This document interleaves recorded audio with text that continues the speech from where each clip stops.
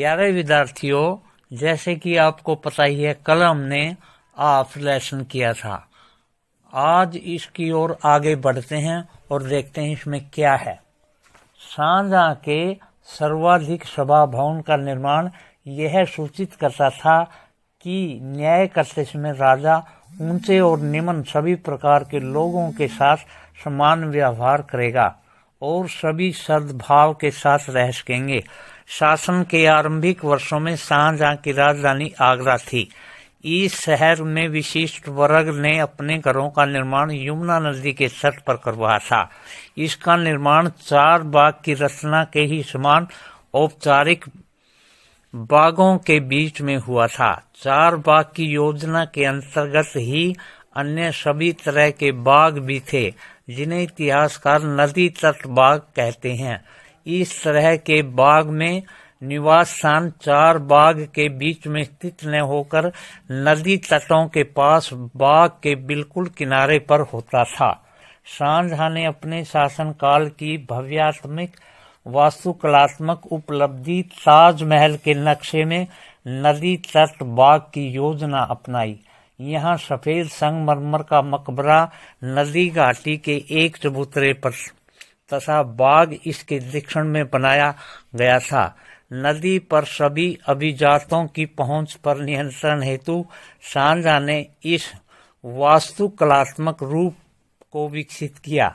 दिल्ली में शाहजहानाबाद में उन्होंने जो नया शहर निर्मित करवाया था, उसमें शाही महल नदी पर स्थित था। केवल विशिष्ट कृपा प्राप्ति अभिजातों जैसे उसके बड़े बेटे दारा शिकोह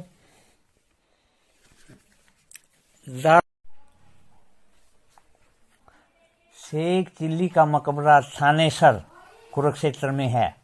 शेख चिल्ली का मकबरा थानेसर के उत्तर पश्चिम में स्थित है। यह संगमरमर से बना हुआ एक सुंदर मकबरा है। इसे मुगल काल में बनाया गया था।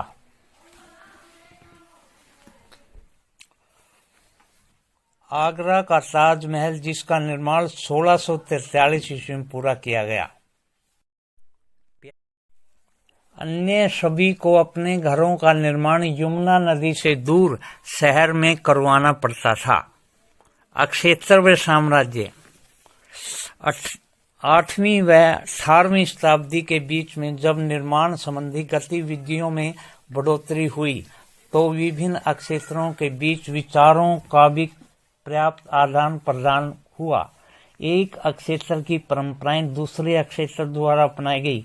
उदाहरण के लिए विजयनगर में राजाओं की गजशालाओं पर बीजापुर और गोलकुंडा जैसी आसपास की सल्तनतों की वास्तुकलात्मक शैली का बहुत प्रभाव पड़ा था। मथुरा के निकट स्थित वृंदावन में बने मंदिरों की वास्तुकलात्मक शैली फतेहपुर सीकरी के मुगल महलों से बहुत मिलती जुलती थी। विशाल साम्राज्य के निर्माण में विभिन्न क्षेत्रों को उसके शासन काल के अधीन ला दिया। इसे कलात्मक रूप व वास्तुकलात्मक शैलियों के प्रक्षेपण में मदद मिली। मुगल शासक अपने भवनों के निर्माण में क्षेत्रीय वास्तुकलात्मक शैली अपनाने में विशेष रूप से दक्ष थे।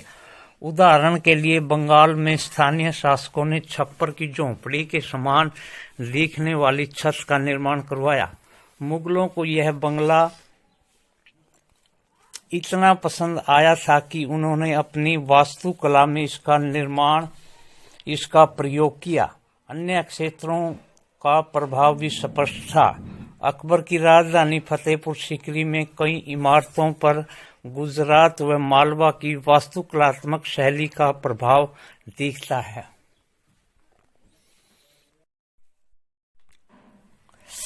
18वीं शताब्दी से मुगल शासकों की सत्ता के धूमिल हो जाने के बाद भी उनके आश्रय में विकसित वास्तुकलात्मक शैली निरंतर प्रयोग में रही तथा अन्य शासकों ने जब भी स्वयं के राज्य स्थापित करने के प्रयास किए, यह शैली अपनाई गई। चित्र 17 में जैसे आपने दिखाया, फतेहपुर सीकरी में जोधाबाई के महल में छत के विस्तार को संभालते अलंकृत स्तंभ तथा टेक ये गुजरात क्षेत्र की वास्तुकलात्मक परंपराओं से प्रभावित है।